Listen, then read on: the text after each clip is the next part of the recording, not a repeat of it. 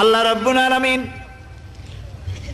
কোরআনে কারীমের ভিতরে নবীজির নাম একটি বারের জন্য নাম ধরে তাকে ডাকেন নাই, বরং তিনি বলেছেন তোমরা পরস্পর পরস্পরকে যেভাবে নাম ধরে ডাকাডাকি করো আমার নবীকে সেভাবে নাম ধরে ডাকবে না।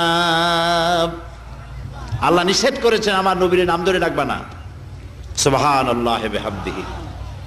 এই পৃথিবীতে যত নবী আসছেন সমস্ত নবীরা হলেন এলাকা ভিত্তিক নবী, অঞ্চল ভিত্তিক নবী।